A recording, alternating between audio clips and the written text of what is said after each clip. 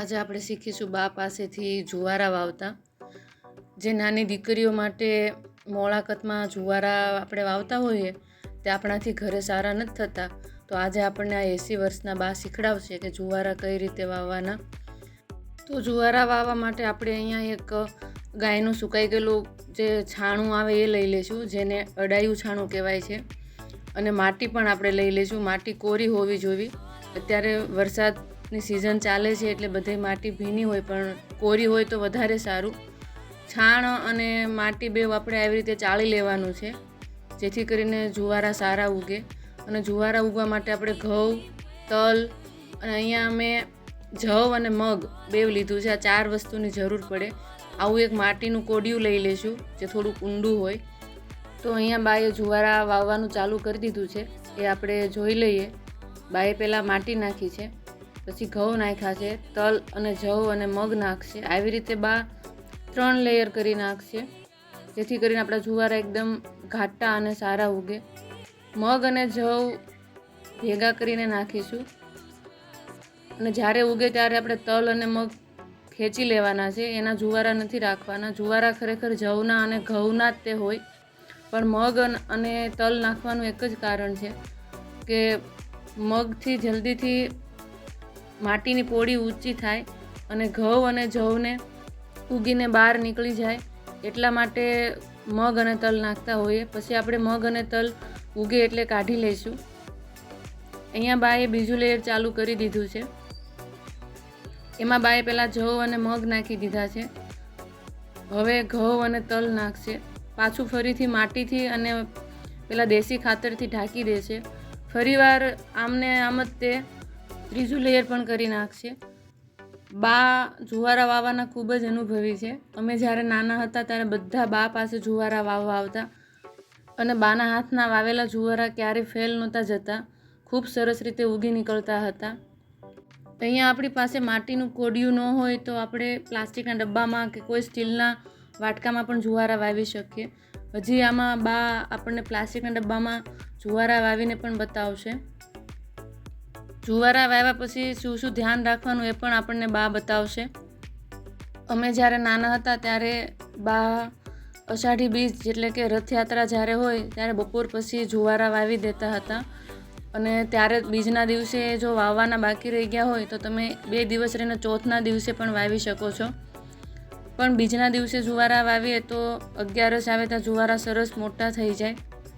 એટલે અહીંયા મેં બીજને 2 કે 3 દિવસની વાર હતી ત્યારે બા પાસે જુવારા વવડાવ્યા હતા, કેમ કે મારે બીજના દિવસે તમને બધાને બતાવવા હતા કે આવી રીતે જુવારા વાવવાના.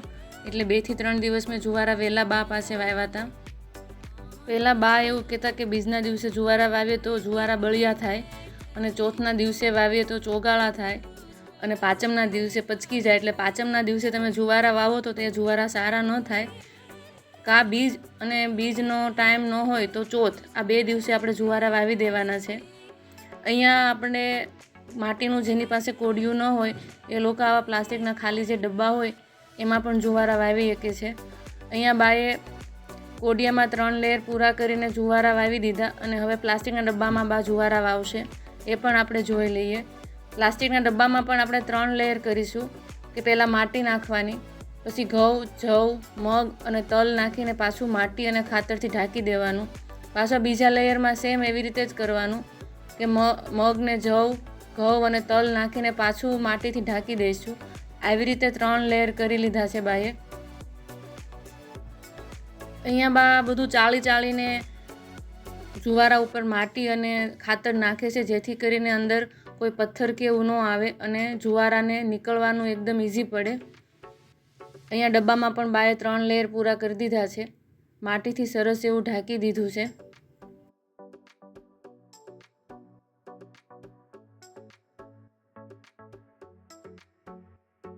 આપણે આ જે જુવારા વાવ્યા છે એ જુવારાને પાણી આપણે થોડું થોડું આપીશું, કેમ કે એકસાથે પાણી નથી દેવાનું. એકસાથે પાણી નાખીશું તો અંદરના જે બીજ છે આપણે વાવેલા એ બહાર આવી જશે અને આપણા જુવારા ઉગશે નહીં.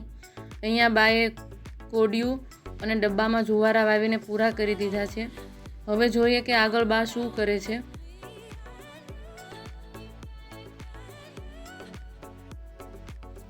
આવી રીતે સરસ માટીથી ઢાંકી દીધા છે અને હવે આપણે બેઉ જુવારાને પાણી આપી દઈશું. તો પાણી આવી રીતે ધીરે ધીરે હાથેથી દેવાનું છે, જેથી કરીને અંદર વાવેલા બીજ બહાર ન નીકળી જાય. અને આને આપણે 12 કલાક માટે ગરમ જગ્યાએ મૂકવાના, કોઈ ડબ્બાની અંદર અથવા તો કોઈ થેલીમાં પેક કરીને.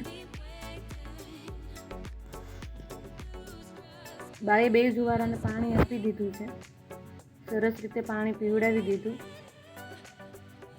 અહીંયા આપણા જુવારા વાવીને પાણી પીવડાવીને તૈયાર થઈ ગયા છે. હવે આને ઉગાવવા માટે આપણે મૂકી દઈશું. ઉગાવવા માટે અહીંયા મેં કોઈ ડબ્બામાં નથી ભર્યા, પરંતુ અહીંયા એક જે થેલી આવે પ્લાસ્ટિકની બેગ, એવી રીતે મેં બાંધી દીધા છે એની અંદર નાખીને, જેથી કરીને આપણા જુવારામાં થોડી ગરમી મળે અને એનામાં જે વાવેલા બીજ છે જલ્દીથી બહાર આવી જાય ઉગીને. આવી રીતે મેં થેલીમાં પેક કરી દીધા. આપણે પ્લાસ્ટિકના ડબ્બાને પણ એમ જ થેલીમાં પેક કરી દઈશું.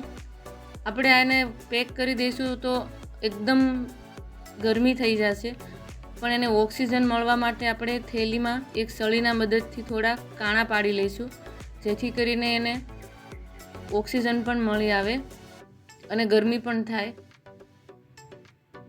આવી રીતે મેં કાણા પાડી દીધા છે થેલીમાં. હવે આપણે આમ જ મૂકી દઈશું અને આપણે 12 કલાક પછી જોઈ લઈશું કે આપણા જુવારા અંદર કેવા ઉગ્યા છે.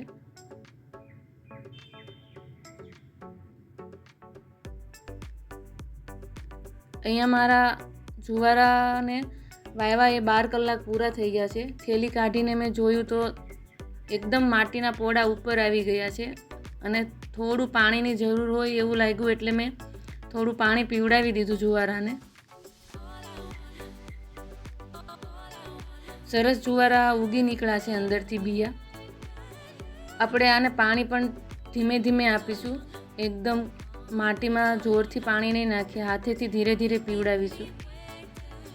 પાછું આપણે એને 7 થી 8 કલાક માટે પેક કરીને હતું એમ જ મૂકી દઈશું, જેથી કરીને આપણા બધા જ બીજ ગરમીના બહાર નીકળી જાય. અહીંયા મેં પાછું 7-8 કલાક પછી ખોલીને જોયું તો પાણીની જરૂર હતી અને બધા તે અંદરના જે વાવેલા બીજ હતા એ એકદમ ઉગીને બહાર આવી ગયા હતા અને માટીના પણ પોડા ઉપર દેખાઈ ગયા હતા. સરસ બધા દાણા ઉગીને બહાર આવી ગયા છે. આપણે હવે એને પાણી પીવડાવીને થેલીમાં નથી ભરવાના, પરંતુ આપણે બહારના વાતાવરણમાં મૂકી દઈશું.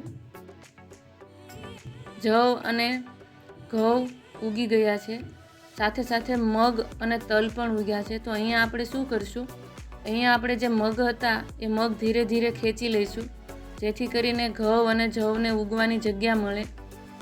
આવી રીતે ધીરેથી આપણે મગ, અત્યારે તો મારા અહીંયા મગ જ ઉગ્યા છે તો મગ લઈ લઈશું. જ્યારે તલ ઉગશે ત્યારે તલ પણ લઈ લઈશું. મગ જલ્દીથી ઉગી જાય છે અને જે બંધાયેલી માટી હોય એ ઊંચી કરી દે છે, એટલે ઘઉં અને જવને પણ જગ્યા મળે. અહીંયા આ એક તલ પણ ઉગી ગયો છે, તલ પણ કાઢી લઈએ. આવી રીતે તલ પણ કાઢી લઈશું. મગ અને તલ બેવ આપણે નીકાળવી. હરરોજ આપણે આવી રીતે જુવારાને પાણી પીવડાવશું સવારમાં, અને જેટલા મગ અને તલ છે એ કાઢી લઈશું, કેમ કે જુવારા જવના જુવારા હોય છે. જવ અને ઘઉંના જુવારા આપણે રાખીશું.